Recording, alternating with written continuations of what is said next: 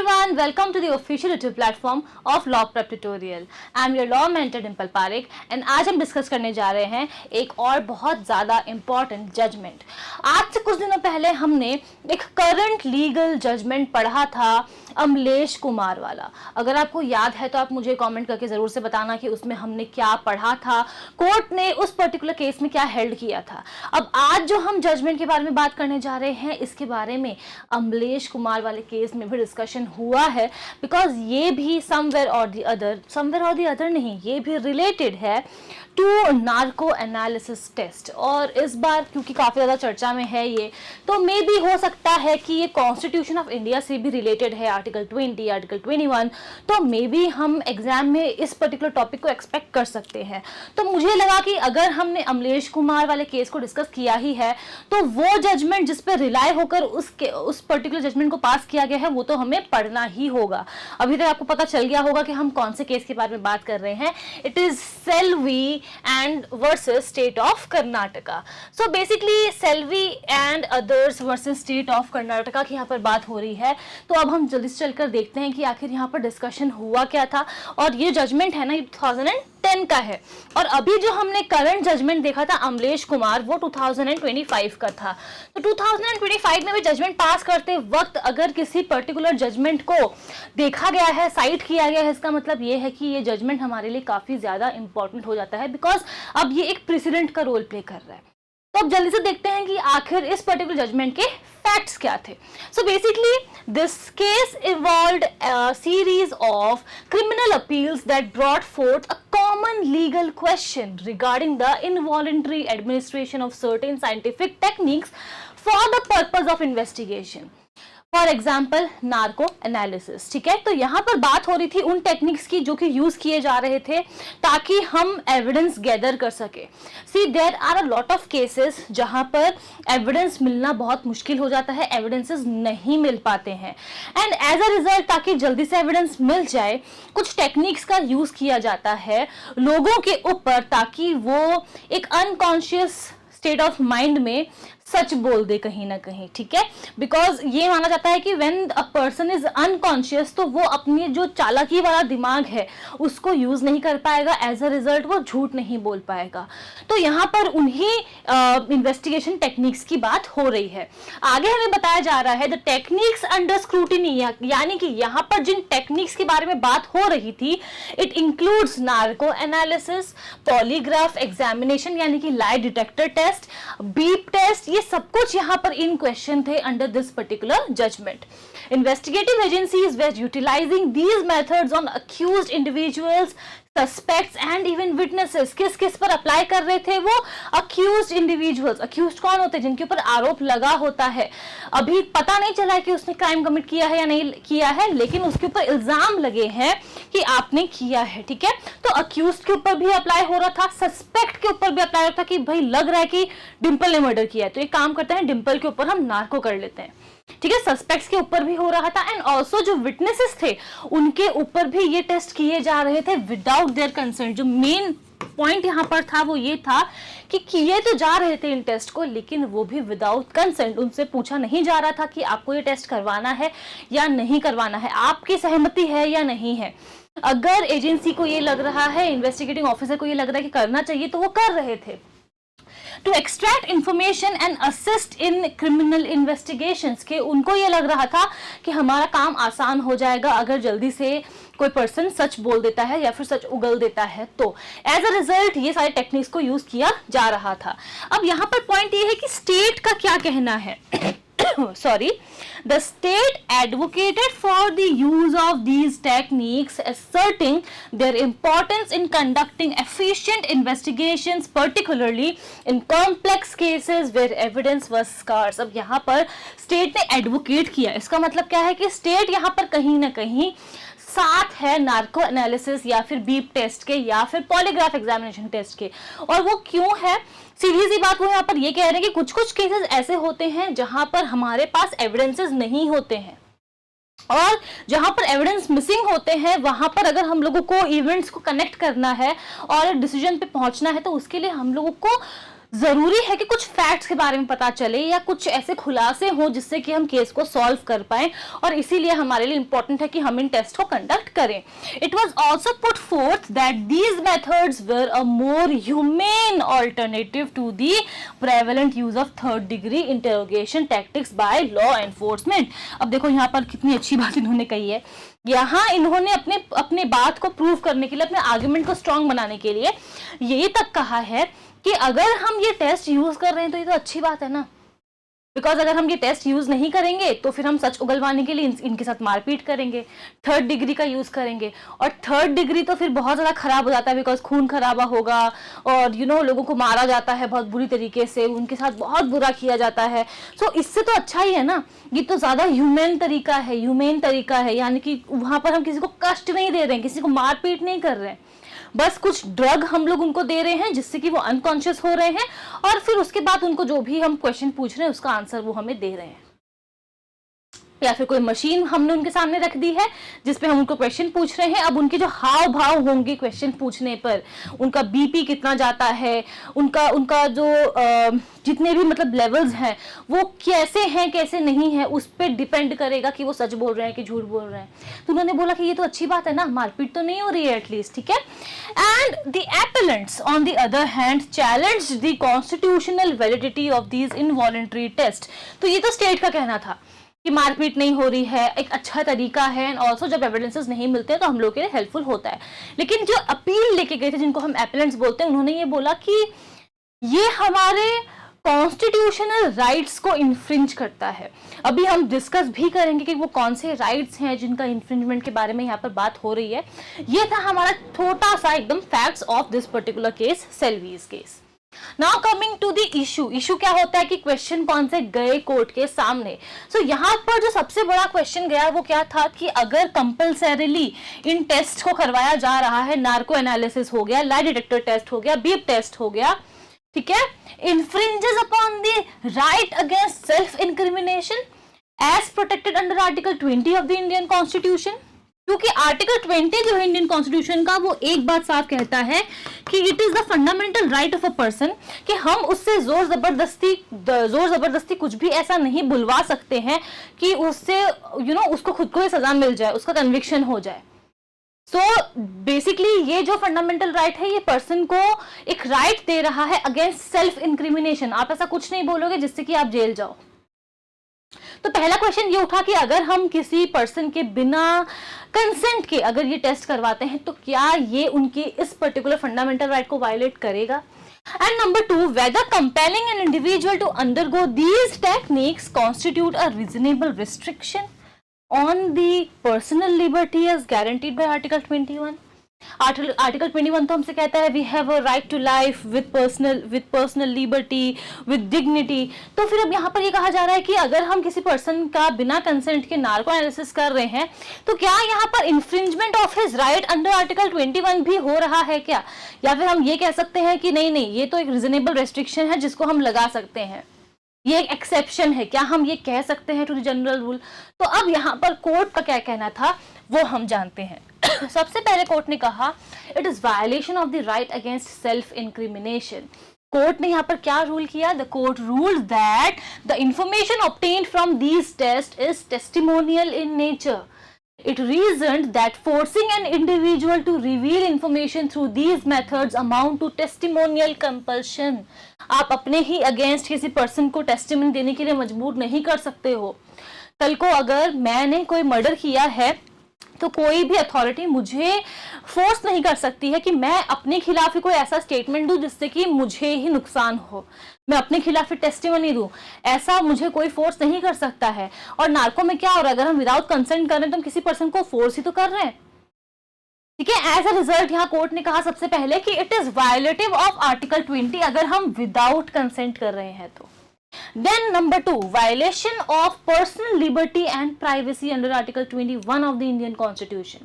Court ने क्या कहा यहाँ पर, that forcing an individual to undergo these tests is an unjustifiable intrusion into their mental privacy and violates the principle of substantive due process.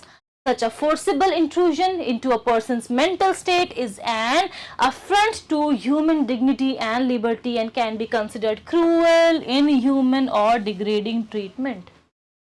आप अभी यहाँ पर ये इमेजिन करो कि you are a normal human being and there is a person who is standing in front of you and वो person ऐसा है कि बिना कुछ किए वो बस आपके अगर फोरहेड की तरफ भी देखता है तो वो सब कुछ इंफॉर्मेशन आपके माइंड से निकाल लेता है।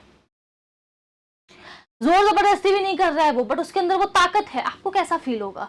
आपको कहीं ना कहीं ये लगेगा ना कि मैं जो कुछ भी सोच रहा हूँ या सोच रही हूँ तो वो तो मेरी राइट टू प्राइवेसी के अगेंस्ट है, because what ever I think, है ना। हम लोग बहुत सारी चीजें सोचते हैं अपने दिमाग में, सोचो अगर किसी को पता चल जाए तो कैसा होगा।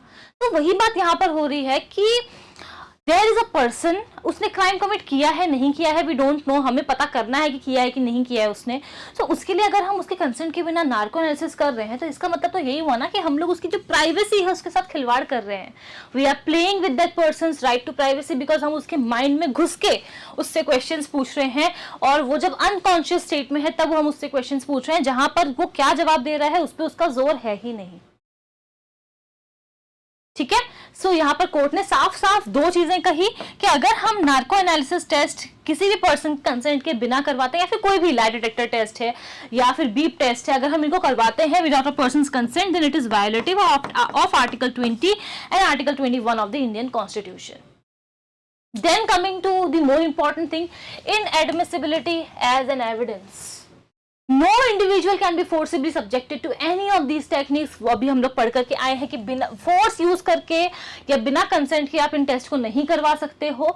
Consequently, the results of such tests are inadmissible as evidences if they are obtained through compulsion. अगर आप इस तरीके से किसी के साथ जोर जबरदस्ती टेस्ट करवाओगे तो फिर इसका मतलब ये होगा कि वो पर्टिकुलर जो टेस्ट होगा वो इनएडमिसिबल होगा। आप चाहे कुछ भी कह लो, अगर कल को मेरे साथ जोर जबरदस्ती नार्को किया जाता है और मैंने वहां पर कुछ बोल भी दिया और पुलिस जाके कोर्ट में कह रही है कि उन्होंने ऐसा किया, लेकिन जब कोर्ट को पता चल रहा है कि मेरे कंसेंट के बिना नार्को किया गया तो कोर्ट बोलेगी कि we are not going to admit this anyhow. Why? Because वो बिना कंसेंट के था। And also a more important thing, voluntary administration and safeguards. ठीक है, यहाँ पर कोर्ट ने कुछ बातों को क्लैरिफाई किया है। The court clarified that these techniques can be administered if the subject provides their voluntary consent. Number 1, अगर मैंने अपनी इच्छा से कंसेंट दिया है तो ही। वॉलंटरी कंसेंट का मतलब क्या होता है? ऐसा नहीं होना चाहिए कि पुलिस ने मेरे सिर पे बंदूक रख दी और कहा कि नार्को करवा लो, मैंने हाँ बोल दिया। क्या ये वॉलंटरी है? नहीं, ये इनवॉलंटरी कंसेंट है बिकॉज मेरे सिर पे बंदूक रख के मुझसे कंसेंट लिया गया है। ठीक है, तो कंसेंट वॉलंटरी होनी चाहिए। However, even with consent the test results themselves are not admissible as primary evidence. तो इसका मतलब क्या है कि अगर मुझसे पूछा गया कि क्या तुमने मर्डर किया है, मैंने बोल दिया हाँ, क्या उसको हम as a primary evidence court में पेश कर सकते हैं? नहीं। लेकिन अगर उन्हें मुझसे पूछा कि क्या तुमने मर्डर किया है, मैंने बोला हाँ, तो उन्होंने बोला कि फिर तुमने मर्डर वेपन कहाँ छुपाया है? मैंने बोला कि XYZ एक पर्सन है, उसके घर के पीछे एक गार्डन है, वहीं पर मैंने लेफ्ट साइड पर एक पेड़ है, उसके नीचे मर्डर वेपन छुपाया है, दैट इज एक गन। अब पुलिस मेरे कहे के मुताबिक वहां जाती है और सेम पर्टिकुलर स्पॉट पे उनको वो मर्डर वेपन मिल जाता है, वो मर्डर वेपन को रिकवर कर लेते हैं।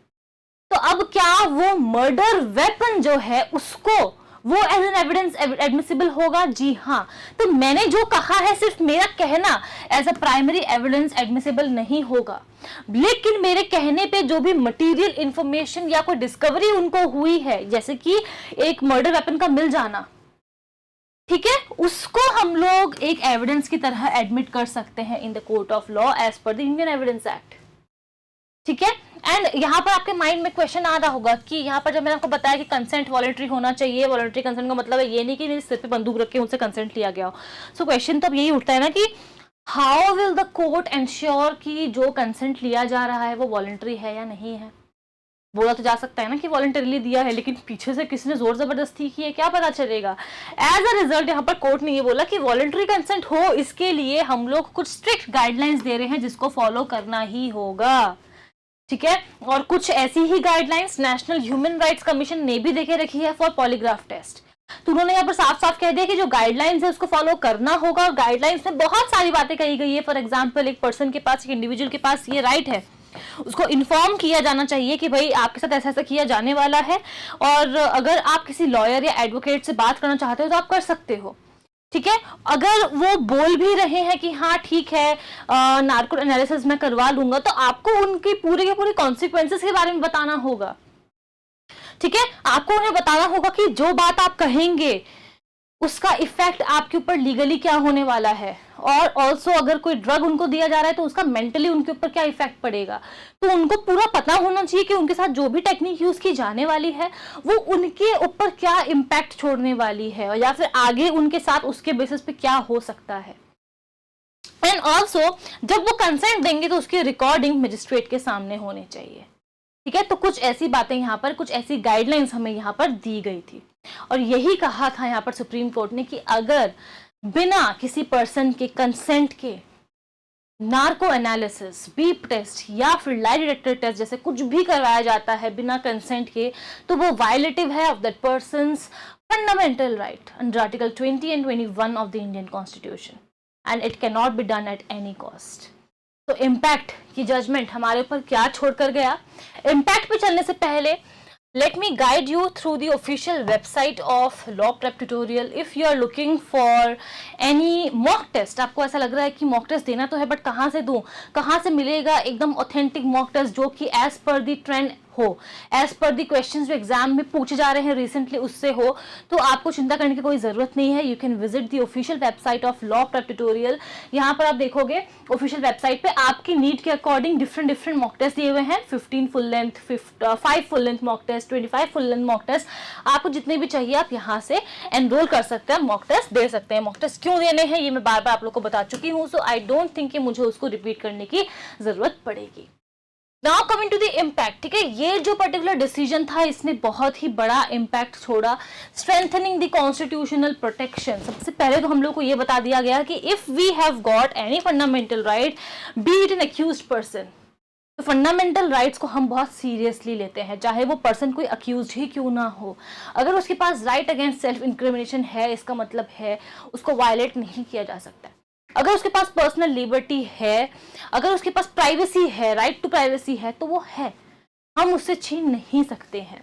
Prohibition of coercive investigative techniques. ठीक है, साफ साफ कहा गया। कोर्जन का मतलब क्या होता है? कोर्जन आप लोगों ने लॉ ऑफ कॉन्ट्रैक्ट में भी पढ़ा होगा, है ना। बताना जरा मुझे इसका कोर्जन का मतलब क्या होता है, एग्जाम्पल देकर मुझे कमेंट सेक्शन में जरूर से बताना। जोर जबरदस्ती अगर हम किसी पर्सन के साथ ऐसे कोई भी इन्वेस्टिगेटिव टेक्निक्स को यूज कर रहे हैं तो क्या वो किसी काम के होंगे? नहीं।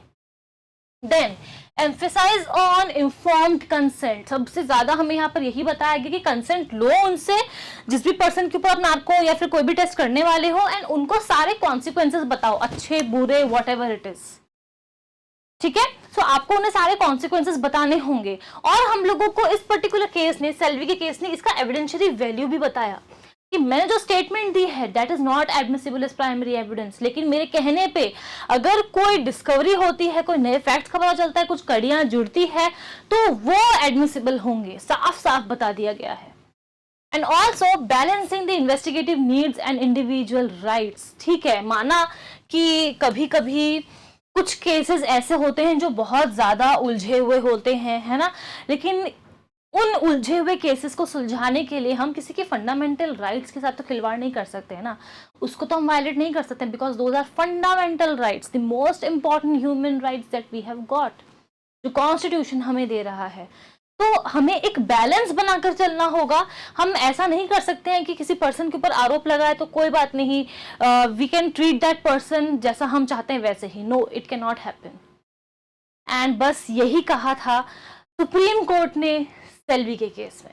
आई बिलीव कि हमने आज जो कुछ भी डिस्कस किया है आपको समझ में आया है। क्लास अगर आपको अच्छी लगती हो तो प्लीज़ कमेंट करके ज़रूर से बताइएगा कि मैम बहुत अच्छा लगा पढ़ करके, सब कुछ डाउट्स क्लियर हो गए। कोई डाउट हो तो आप कमेंट करके भी पूछ सकते हो। और नेक्स्ट वीडियो हम किस पे लेकर आए ये भी आप सजेशन हमें दे सकते हो कमेंट सेक्शन में, बिकॉज हम सारे कमेंट्स को पढ़ते हैं। इस वीडियो को आप लाइक ज़रूर से करना, और चैनल को सब्सक्राइब नहीं किया है तो ज़रूर से कर दीजिएगा। अगर आपके दोस्त हैं जो भी क्लैट पीजी, एलिट पीजी या किसी भी लॉ एंट्रेंस एग्जाम पे तैयारी कर रहे हैं तो आप उनके साथ भी इस वीडियो को जरूर से शेयर कीजिएगा। Thank you so much. I will see you on in the next session.